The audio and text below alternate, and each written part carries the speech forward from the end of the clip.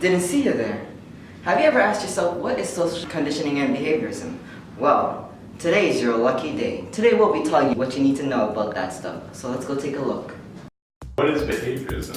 Behaviorism is the theory that humans and animals' behavior is a product of conditioning, and that this is without appeal to feelings or to thoughts. And behaviorists, or behaviorism followers, believe that any psychological disorder can be fixed with a little conditioning.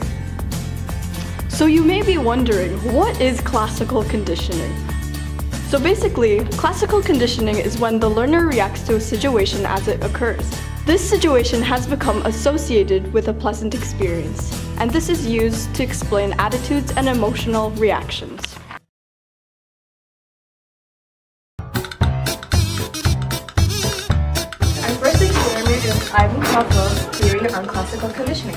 This is when the environment, shapes, and behavior affect how someone feels. A stimulus is any object, physical event, or situation that elicits a response or a behavior. For example, dogs' meat powder. So what did Pavlov do in his experiment?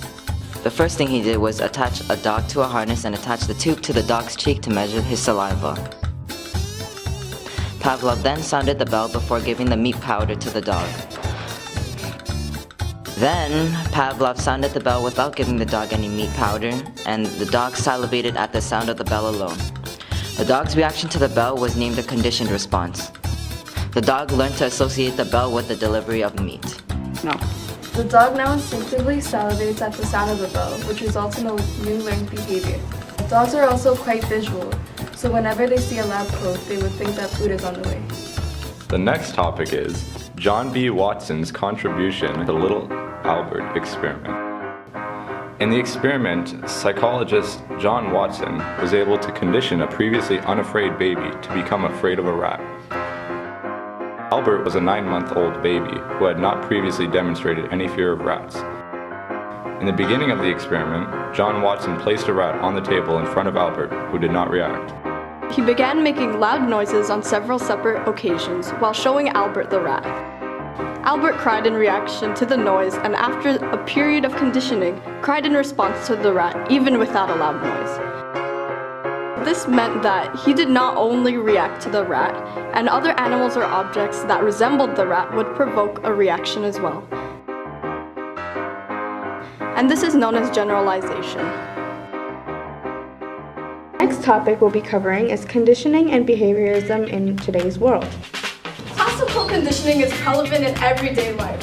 For example, there's lollipops and candy canes. And because of their unnatural color, we associate it with it tasting good. So this would also be an example of cake. Cake is very delicious. We're triggered to see and feel that it tastes good. So this is an involuntary experience. Another example of this would be at school. So whenever the bell rings, we associate it with changing classes or the end of the day. Another example of how it's relevant in today's world is social conditioning. So social conditioning is the norms and ideologies that we get from society. So an example of this would be our families, our schools, our education system, as well as our employment. Brainwashing or classical conditioning is used in today's world in a number of ways. Some ways you may not have even thought of. For example, in marketing and advertising, we use themes or objects that relate to the consumer, and how a product is advertised is based on human behavior in a certain area. For example, in commercials they use music which makes us think about the product without even having it or seeing it.